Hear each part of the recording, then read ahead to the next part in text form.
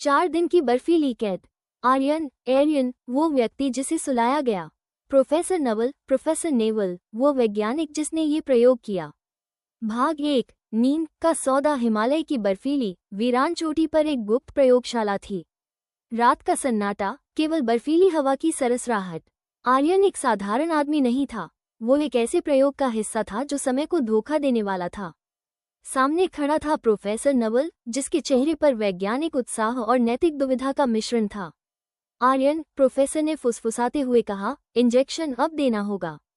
ये क्रायोहिप्नोस है, एक ऐसी गहरी नींद जो शरीर के मेटाबॉलिज्म को शून्य के करीब ले आएगी।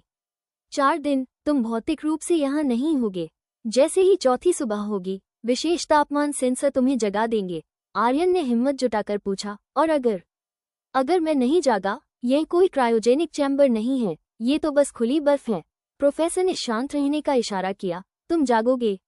यह एक टेम्पररी सस्पेंशन है जो तुम्हें बर्फीले माहौल में भी सुरक्षित रखेगा।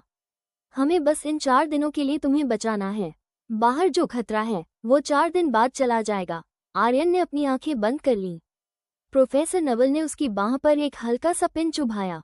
यह कोई दर्द नहीं था, बल्कि एक गर्म, मीठी लहर थी जो उसके पूरे शरीर में फैल गई। उसके हाथ पांव ठंडे पड़ने लगे, लेकिन अंदर से उसे एक अजीब सी शांति महसूस हुई। अंतिम चीज जो उसने महसूस की वो थी उसे एक विशेष इंसुलेटेड शीट पर लिटाना और उसके ऊपर बर्फ की एक हल्की परत बिछा देना। बाहर का तापमान -20 कैरेट टेक्स्ट सी था। 4 दिन की बर्फीली कैद शुरू हो चुकी बर्फ के नीचे का समय बार की दुनिया में ये 4 दिन एक अंतहीन तूफान की तरह गुजर रहे थे, लेकिन आर्यन के लिए यह एक ऐसा क्षण था जो अनगिनत खंडित सपनों में सिमटा हुआ था। वो गहरे अंधेरे में तैर रहा था। उसका दिमाग जानता था कि वो बर्फ के नीचे है, और यह ज्ञान हर सपने को एक डरावना किनारा देता था।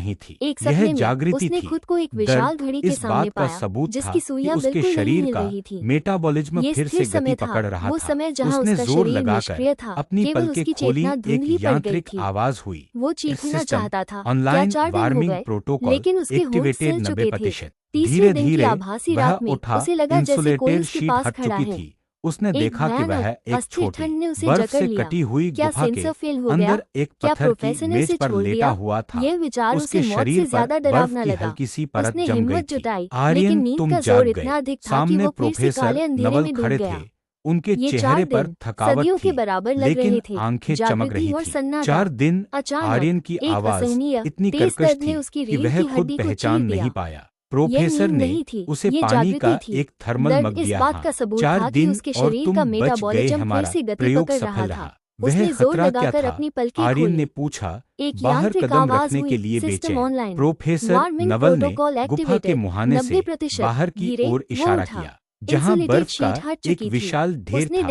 उन्होंने मुस्कुराते हुए कहा, 4 दिन पहले एक अंतर्राष्ट्रीय खुफिया टीम तुम्हें पकड़ने आ रही। हल्की सी परत जम गई थी। आर्यन, तुम जाग गए।